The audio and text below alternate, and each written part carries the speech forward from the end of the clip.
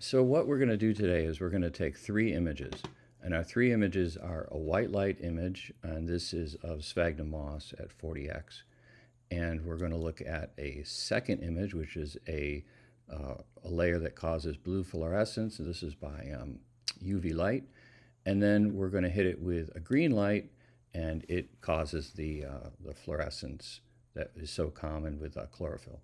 So all of these three images are going to be applied to new layers to make a new image, and this is the final image that we're going to get. The idea with this is this simulates a lot of the new microscopes which collect data in black and white images, and then what happens is you apply those to layers. So this is a great learning environment, plus it's a way to get some unique imaging out of different channels of fluorescent microscope. So the first thing I'm going to do is I'm going to bring all of these channels to the same image. I'm going to use this this particular one as my red, is my base. So I'm going to take the next image, which is the blue, and I'm going to copy it to this fluorescent chlorophyll image. I'm going to stack them up here. So I'm done with this image. I'm going to close it. I'm not going to save it. I'm going to take this last one, which is the white image, white light image. I'm also going to take all of it, and I'm going to copy it to this chlorophyll base image. So I'm also going to close that one, and I'm going to label this in a few minutes here. The first step here is I'm going to come up image, and I'm going to change the mode of this total image, all these layers, to grayscale, because I really only want to deal with the black and white of these images. I don't want any color data on these at all. Each one represents the response of this sample at a certain wavelength.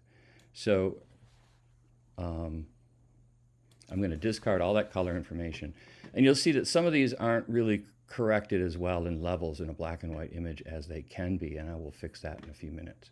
So there's the white light image. Here is the UV image. And here is the image that causes chlorophyll to fluoresce. So those are the black and white layers. Now what I'm going to do with those layers is I'm going back to images, mode. I'm going to come down and convert all of these layers back to an RGB color image. And I don't want to flatten it. There we are, back to this original image. So this is my white light. So I'm going to label that white light. I know that this is my second layer here. This is my UV layer, fluorescence. And this is my last layer here. This is my chlorophyll layer. So it's, I'm just going to call it red. I do like that red, that chlorophyll layer to be red. So I'm just going to call that red. Since these are constantly called RGB, red, green, blue, I'm going to move the red to the top. I am going to leave that white light as my green. Eventually it'll be the green. And this last one, the UV, will be kind of blue. Right now they're in the normal layers that you see. So what I want to do here is I want to change their attributes for the way that each of these layers is added together. So this red, I'm going to go to the blending options right here. And my blending options, here's my blending options screen. And I want this top red layer to be only the red channel. So I'm going to turn off the green and the blue. I go OK. The next one here, this one, which is my white light layer, I want it to have only the green on this one. And this last one here is going to be, my blending options are only going to be blue. Now you'll see as these images were taken that they've lost the alignment a little bit, and you'll see this blue channel has this outline on it that's quite distinct. So what I'm going to do is I will decrease this size of this image a little bit using the command negative key. I am going to be on the UV here, which is my blue. I'm going to say command A, which will select the whole image, command T, which will act as a way to move this around. and I'm going to move that blue layer up so these edges match each other. And that's the start of this alignment. If I have other alignment taking place in the future, I will do this on the multiple layers. So this red layer is not showing up very well at all. So what I'm going to do here is I'm going to come up and I'm going to say Layer, New Adjustment Layer, and I'm going to say Curves. And it's really important that when you have this, this little menu up, you're going to click on Use Previous Layers to create a clipping mask. And I'll say OK. I'm also going to do this on this other one here, Layer, New Adjustment Layer, Curves, and also make that clipping mask. There we go. And the final UV layer, Layer, down here to New Adjustment Layer, Curves, and I link it to the layer below. So now I can go after these one by one. I'm going to start with the red layer because there's nothing really showing up here on the red layer. It's kind of clobbered out by the layers below it. So what I'm going to do is I'm going to change this slider here so I can start to see what is going on with that. And you can also see that that red layer now is really kind of out of its alignment from where it should be. So that looks okay to start with. So I'm going to start with that. Let's align that red layer. So once again, Command A, Command T, and I'm going to shift that red layer so it aligns with the chlorophyll, chloroplast I can see on the layer below. And that often happens. You're moving those filters in these microscopes. This was photographed with a BX50, and you'll see some issues with it. Now there's a couple other tricks you can do here. So I can also come back here to this white light layer and adjust its layer and see what's going on with it. And probably I just want to bring it down a bit because I really want the other layers to be predominant.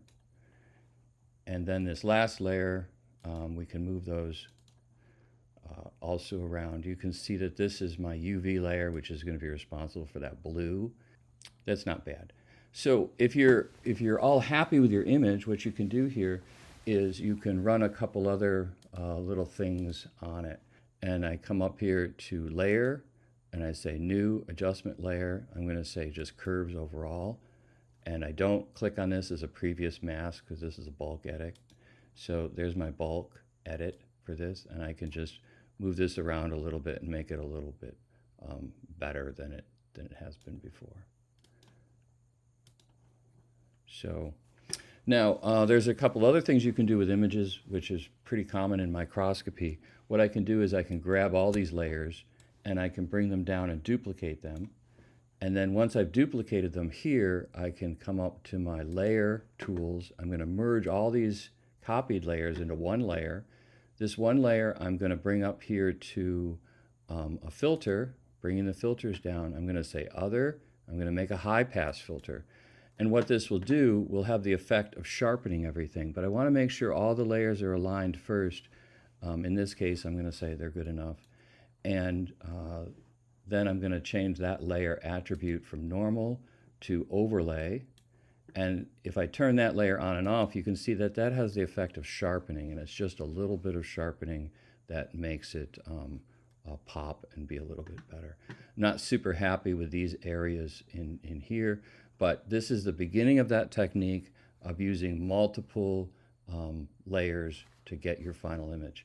Since these layers here are red, green, and blue in the end, and they're assigned arbitrarily, what I can also do here is I can come up and add another layer, in this kind, new adjustment layer, and this is going to be a hue and saturation layer.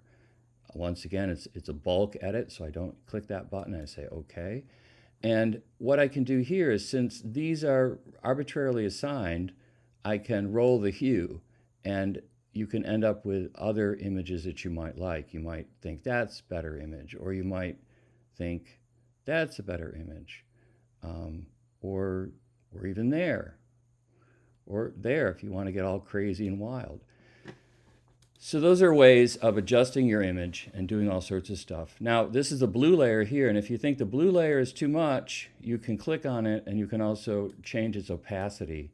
And by dropping its opacity, you can make the other layers kind of pop and do different things if you want. But typically I'll leave that layer at 100%. So I hope you learned something. The last possible thing we can do here before we shut this image is we had to align all those images so we can crop it just a little bit to get rid of those edges that are looking a little funky. And we can check that. We can also do another layer to get rid of the dust on the sensor when this was shot. Just hit return and that crops that image. So I hope you learned something. Hope you had a little fun with this, and I hope you try this yourself with your own microscopes. It's a great way to add color when you don't necessarily have a lot of color.